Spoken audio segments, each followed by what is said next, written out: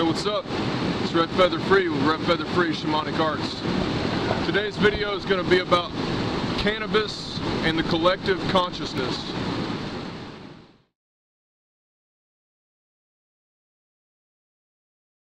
It's going to be brief, but to the point.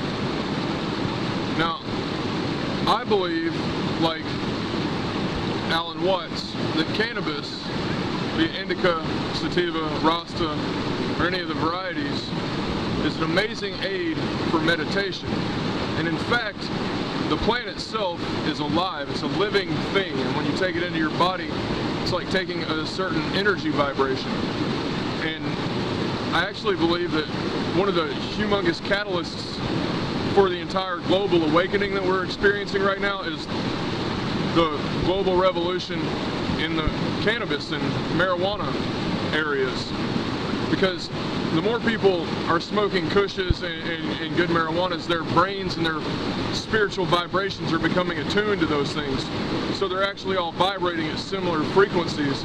Therefore, they're more likely to access the collective consciousness more harmoniously, or form a collective consciousness more harmoniously.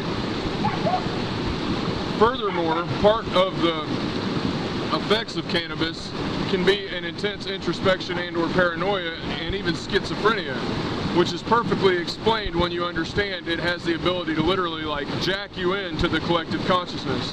Imagine it's just like the Matrix the first time before you experience this, and then you take the red pill and there's no turning back after that.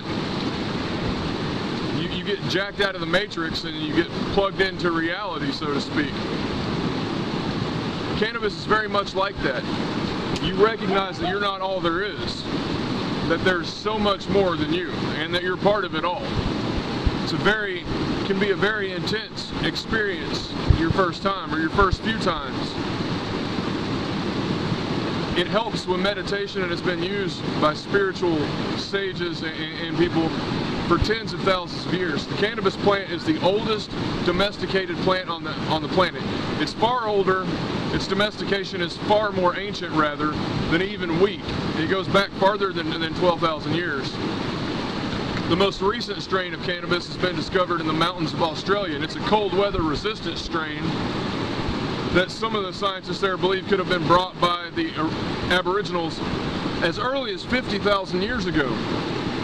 I believe that cannabis, being one of the most widely spread or the most ubiquitous plants on the planet, if you look in the CIA's World Fact Book, it grows in 237 different countries, that it was spread throughout the globe by the ancient superculture before the flood, the antediluvian, the Atlanteans, and the Murians, if you will. The same people who founded Sumeria in Egypt, or Kemet,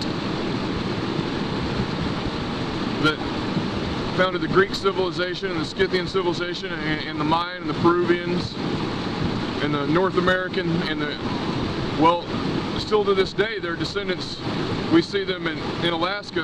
Then you put all the Native Americans through North and South America are the most direct descendants of these ancient peoples. In the West, we are too, but we've forgotten our roots as far as the cultural link goes. We've disconnected ourselves, and see, that's the problem that having cannabis illegal creates, is that it disconnects the world and those who can't access it from experiencing this profound spiritual connection to others. It makes them feel isolated. Well, we're not isolated. You may perceive yourself as just a tiny little particle of water because you happen to be flying through the air. But really, you're the sea. You're all the water in the heavens and the earth.